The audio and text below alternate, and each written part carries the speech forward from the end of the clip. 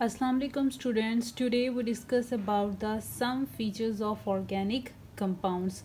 Previous topic में हमने जी chapter number 7 start किया था, जिसमें हमने vital force theory, Wular work यानी कि rejection of vital force theory, organic compounds की डेफिनेशन देखी थी।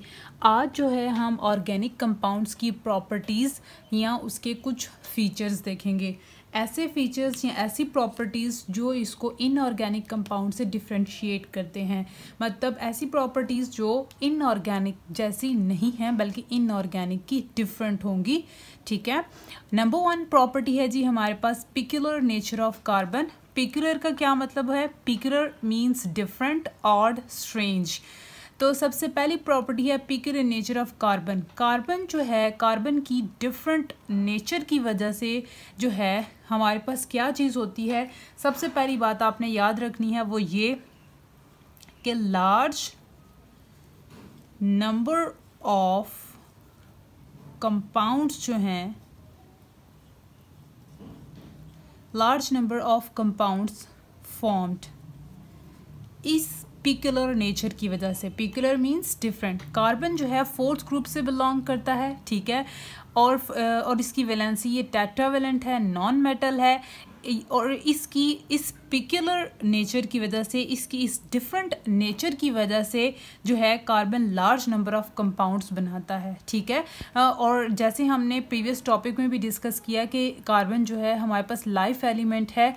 ठीक है, और एक और पॉइंट भी डिस्कस किया था कि ऑर्गेनिक कंपाउंड्स में जो मेन एलिमेंट होता है वो कार्बन होता है। ठीक है, तो इस एलिमेंट की वजह से जो हमारे पास है नंबर ऑफ कंपाउंड्स बनते हैं।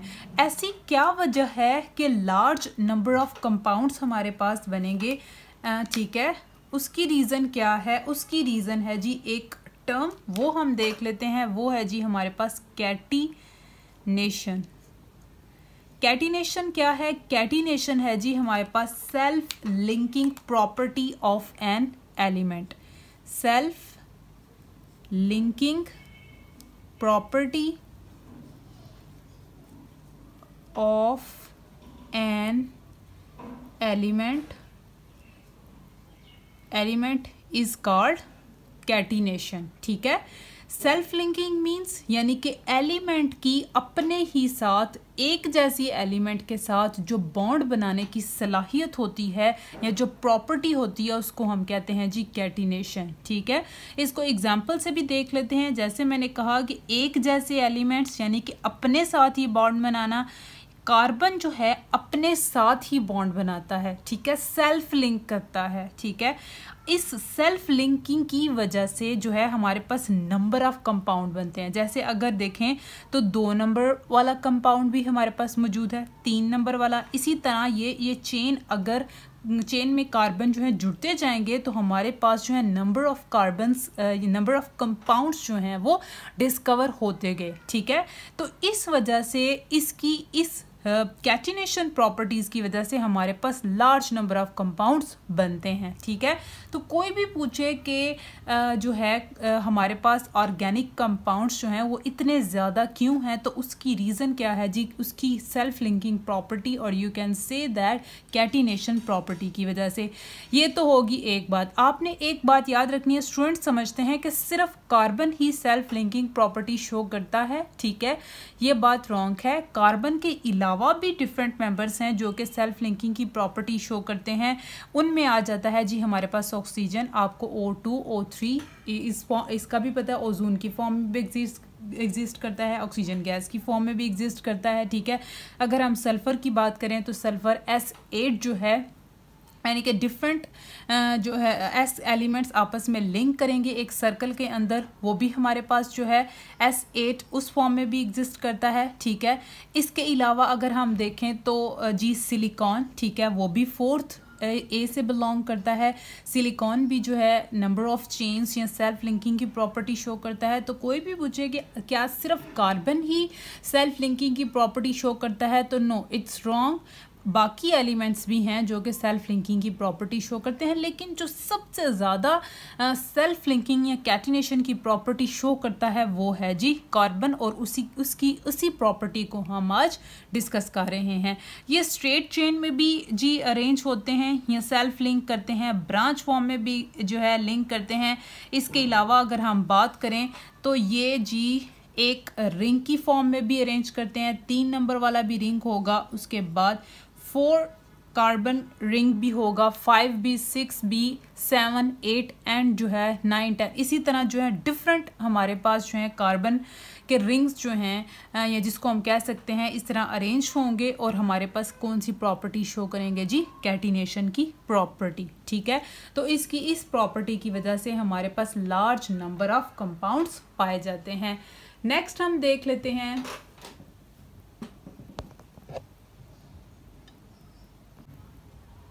नेक्स्ट प्रॉपर्टी है जी नॉन आयोनिक करेक्टर, और you can say that covalent character of organic compounds. इस बात का क्या मतलब है? इसका बात का मतलब है जी कि हमारे पास जितने भी ऑर्गेनिक कंपाउंड्स हैं, OC फॉर ऑर्गेनिक कंपाउंड्स, वो हमारे पास क्या होते हैं जी, कोवलेंट इन नेचर होते हैं। ठीक है, कोवलेंट नेचर की वजह से, या कोवलेंट नेचर जो है इसकी किस वजह से होती है? आपको पता है कार्बन जो है वो 4th A से बिलोंग करता है। अगर हम इसकी ये हमारे पास क्या है जी, ये नॉन मेटल है। ठीक है, नॉन मेटल है। इसके साथ जो है कार्बन की अगर हम इलेक्ट्रोनेगेटिविटी की वैल्यू देखें तो वो है जी हमारे पास 2.5। ठीक है, तो किसी भी चीज़ का कोवलेंट करेक्टर होना या आयोनिक करेक्टर होना डिपेंड करता है उसकी इलेक्ट्रोनेगेटिविटी की वैल्यू के ऊपर। ठीक है, यानी इलेक्ट्रोनेगेटिविटी डिफरेंस के ऊपर। अगर इलेक्ट्रोनेगेटिविटी डिफरेंस जो है कंपाउंड के अंदर लेस देन 1.7 हो तो हम क्या कहते हैं जी, कि वो हमारे पास कोवलेंट इन नेचर है। ठीक है, ये कोवलेंट कंपाउंड है। ठीक है, तो जो ऑर्गेनिक कंपाउंड्स हैं अगर हम उनकी बात करें तो उनका जो डिफरेंस है वो 1.7 से लेस देन होता है। एक बात तो आपने याद रखनी है, इसकी वजह से जो हमारे पास ऑर्गेनिक कंपाउंड है वो कोवलेंट इन नेचर के होंगे। दूसरा पॉइंट जो आपने याद रखना है कि कार्बन जो है वो बॉन्ड बनाता है हाइड्रोजन के साथ, कार्बन बॉन्ड बनाता है ऑक्सीजन के साथ, कार्बन बॉन्ड बनाता है नाइट्रोजन के साथ, कार्बन बॉन्ड बनाता है जी सल्फर के साथ, फास्फोरस के साथ, हैलोजेंस के साथ एंड एटसेट्रा। ठीक है, अगर हम देखें तो कार्बन ने ये जितने भी एलिमेंट्स के साथ बॉन्ड बनाया है ये सब के सब हमारे पास क्या हैं जी, नॉन मेटल्स हैं। तो जब भी हमारे पास non metal to non metal bond होगा यानी कि कार्बन भी इटसेल्फ नॉन मेटल है। ठीक है, और ये सब एलिमेंट्स भी हमारे पास क्या हैं जी, नॉन मेटल्स हैं।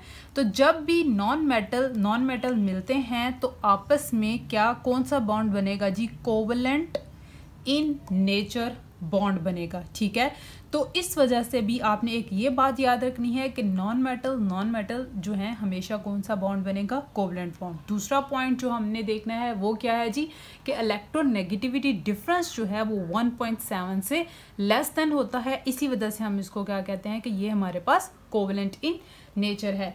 नेक्स्ट प्रॉपर्टी है जी, third property, similarity in behaviour. ठीक है, सिमिलैरिटी इन बिहेवियर में हम जी देख लेते हैं, हमारे पास थर्ड प्रॉपर्टी है सिमिलैरिटी इन बिहेवियर। इसके नाम से पता चल रहा है कि बिहेवियर में बेसिकली क्या होगी जी, सिमिलैरिटी होगी। ठीक है, अब वो ऑर्गेनिक कंपाउंड्स में जो मोस्ट ऑफ द केसेस अगर हम देखें किसी भी सीरीज़ के तो उनमें या कंपाउंड्स के तो वो प्रॉपर्टीज़ ऑलमोस्ट सेम होती हैं, स्पेसिफिकली अगर हम किसी एक फैमिली की बात करें। ठीक है, तो यहाँ पे जो सिमिलैरिटी इन बिहेवियर है उसको समझने के लिए हमें एक और कॉन्सेप्ट की ज़रूरत है, वो है जी होमोलोगस सीरीज़। होमोलोगस सीरीज़ क्या है, पहले मैं इसको डिफाइन करती हूँ फिर उसके बाद जो है इसको एक्सप्लेन करते हैं। A set of similar compounds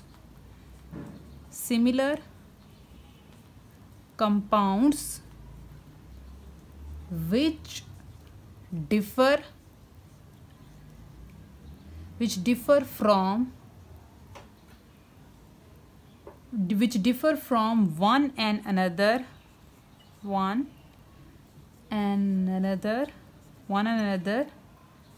by integral multiple of methylene group, ठीक है, methylene group is called homologous series.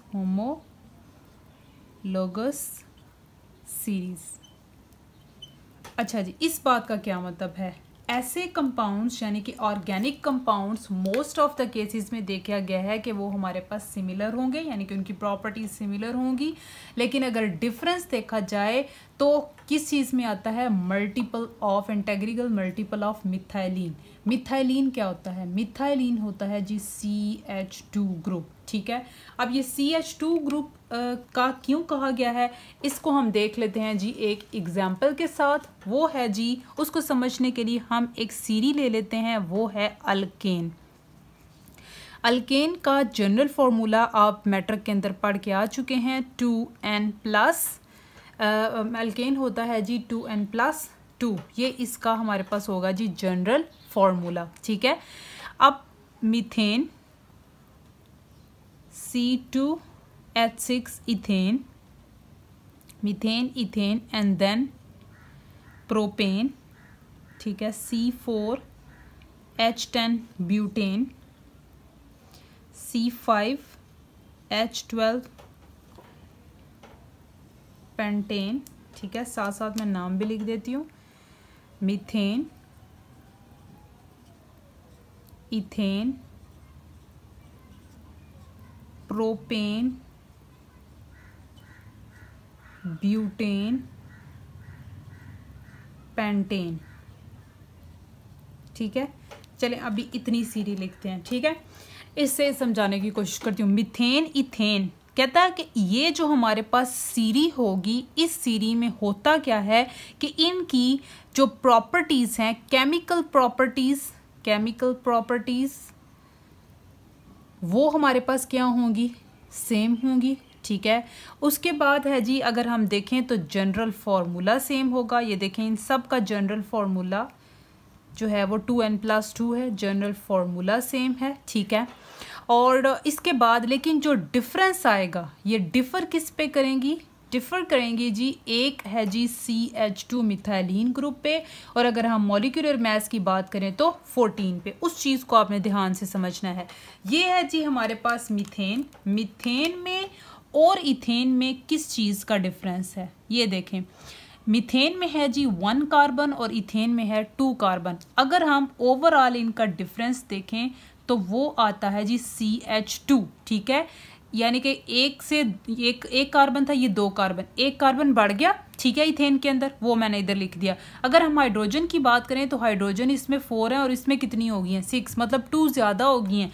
तो फ़र्क कितना हुआ? वो हाइड्रोजन 2 मैंने यहाँ पे लिख दी। मतलब मीथेन और इथेन में या सीरी के अंदर जो कंसेक्टिव लगातार आने वाले मेंबर्स हैं, ऑर्गेनिक कंपाउंड्स हैं, उनमें जो डिफरेंस होगा वो किसका है जी? CH2 या मिथाइलिन ग्रुप का।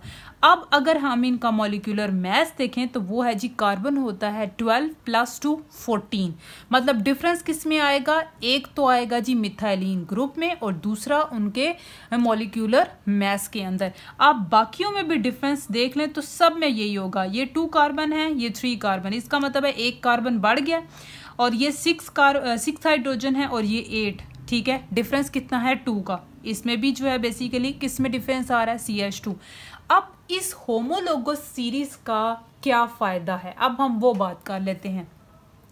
उसकी रीज़न ये है, उसका फ़ायदा ये है कि अगर हम जो है मीथेन की प्रॉपर्टीज़ देखें या मीथेन को एनालाइज करें, इसकी केमिकल प्रॉपर्टी को देखें, इसकी फिज़िकल प्रॉपर्टीज़ को देखें, तो वो हमारे पास क्या होंगी? बाकी मेंबर्स से मिलती जुलती होंगी।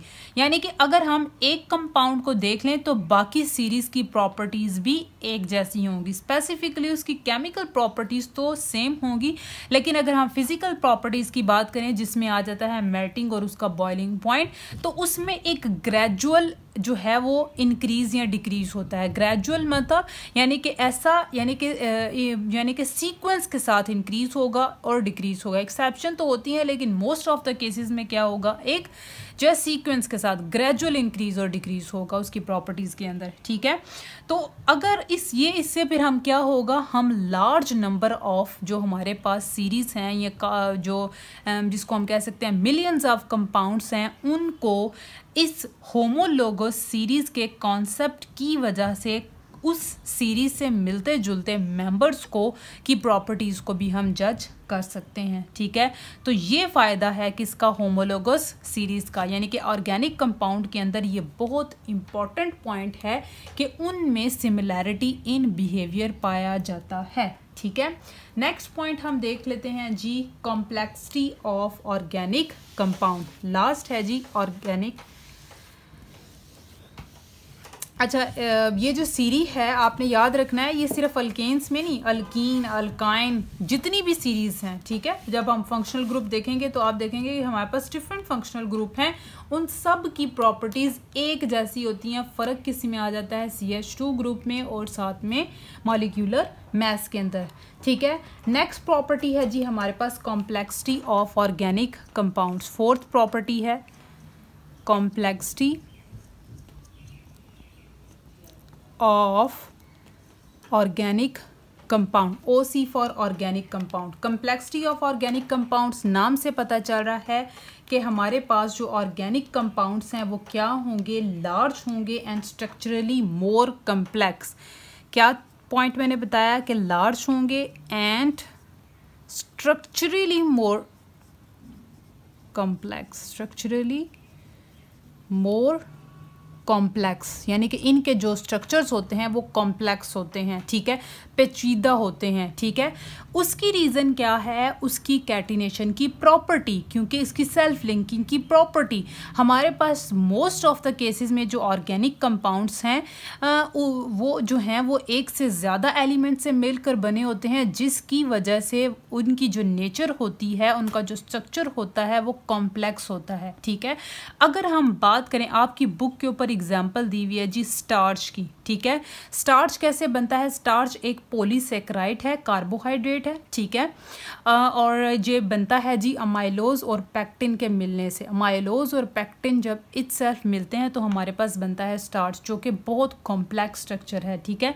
अगर इसका हम जनरल फार्मूला देखें तो C6H10O5 एंड ये N, ठीक है, होल N जो है किस चीज़ को रिप्रेजेंट करता है, N रिप्रेजेंट करता है सेवरल थाउजेंड्स को, ठीक है, अप टू सेवरल थाउजेंड्स। इस बात का क्या मतलब है, यानी कि N की वैल्यू जो है वो अप टू थाउजेंड्स तक जा सकती है। अब आप खुद हिसाब लगाएं कि ये हमारे पास सिर्फ सिंगल यूनिट है और इसी तरह के यूनिट्स आपस में मिलते जाएं तो हमारे पास जो है एक कम्प्लेक्स स्ट्रक्चर बनता है, ठीक है, और जिसको हम क्या कहते हैं जी, स्टार्च, ठीक है। तो इसी वजह से हम कहते हैं कि जो हमारे पास ऑर्गेनिक कंपाउंड्स होते हैं वो हमारे पास क्या होते हैं, कम्प्लेक्स नेचर के होते हैं। इसके साथ साथ अगर हम प्रोटीन की बात करें तो प्रोटीन जो है, प्रोटीन भी हमारे पास जो है ये भी एक ऑर्गेनिक कंपाउंड है, ये भी एक कॉम्प्लेक्स स्ट्रक्चर है, ठीक है। बायोलॉजी के अंदर आप जो है इसकी डिफरेंट फॉर्म्स पढ़ेंगे जिसमें आप देखेंगे जी primary protein, secondary, tertiary, quaternary protein, यानी कि आपस में ही प्रोटीन जो है यानी कि उसका जो स्ट्रक्चर अगर हम ओवरऑल देखें तो वो भी बहुत ज़्यादा कॉम्प्लेक्स होता है, ठीक है। तो इस वजह से जितने भी ऑर्गेनिक कंपाउंड्स हैं उनकी अगर हम नेचर देखें तो वो क्या होती है जी, कॉम्प्लेक्स नेचर की होती है, ठीक है। वो हमारे पास क्या होते हैं जी, लार्ज होते हैं और स्ट्रक्चरली कॉम्प्लेक्स होते हैं। नेक्स्ट जो प्रॉपर्टी है, फिफ्थ प्रॉपर्टी, वो है जी आइसोमेरिज्म। फिफ्थ प्रॉपर्टी है जी आइसोमेरिज्म। आइसोमेरिज्म जो है वो बेसिकली 3 वर्ड्स का जो है कॉम्बिनेशन है। Iso means same, isomers means unit, ism mean phenomena,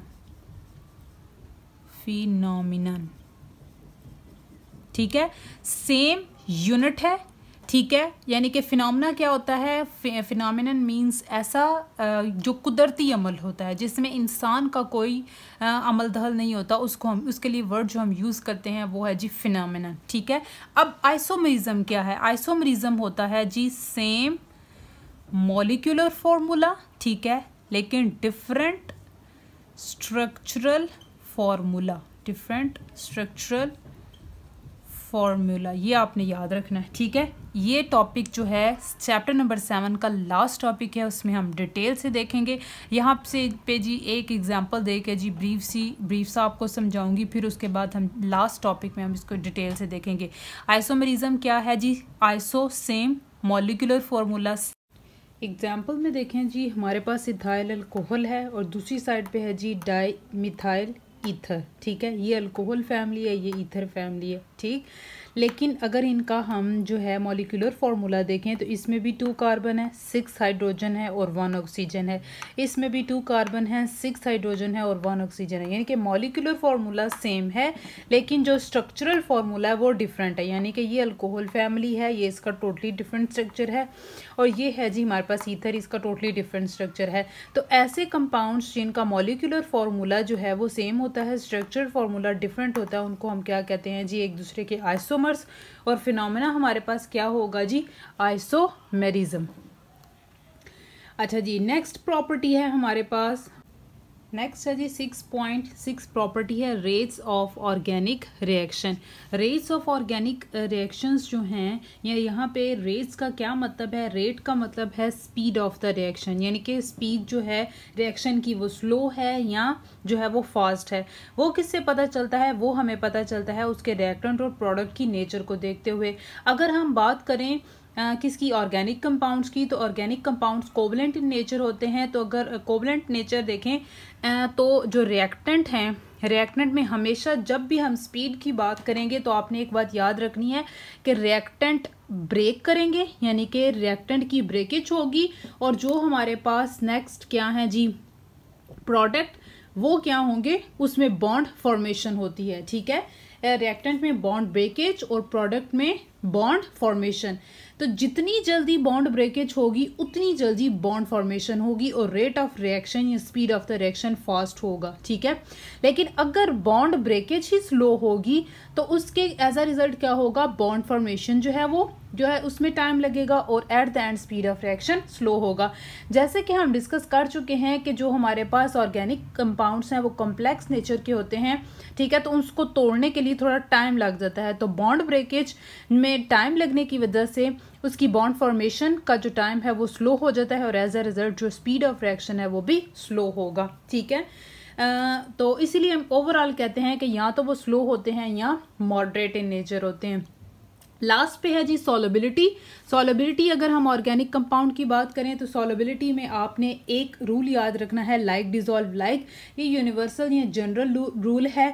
like dissolve like का क्या मतलब है, ऑर्गेनिक ऑर्गेनिक में डिजॉल्व होते हैं, इनऑर्गेनिक इनऑर्गेनिक में, पोलर पोलर में सॉल्युबल होंगे और नॉन पोलर नॉन पोलर में। अब ऑर्गेनिक कंपाउंड हमें पता है जी नॉन पोलर नेचर के होते हैं, ठीक है।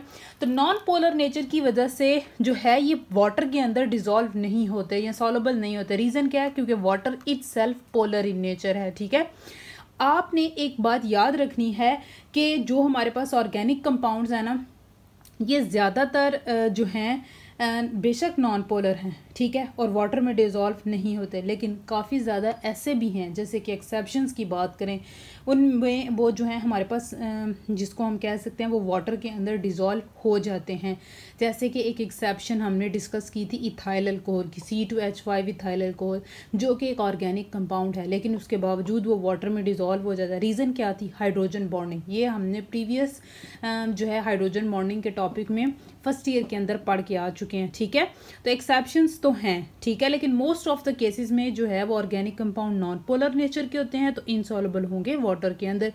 तो फिर नॉन पोलर हैं तो फिर सॉल्युबल भी किस में होंगे, नॉन पोलर में। तो जैसे कि benzene, ether, carbon tetrachloride, petroleum and toluene, ये सारे के सारे क्या हैं जी हमारे पास नॉन पोलर नेचर के हैं तो ऑर्गेनिक कंपाउंड जो हैं वो किस में डिज़ोल्व होंगे, इसमें, नॉन पोलर कंपाउंड्स में। ठीक है, ये तो थी जी प्रॉपर्टीज़ ऑफ जो है ऑर्गेनिक कंपाउंड।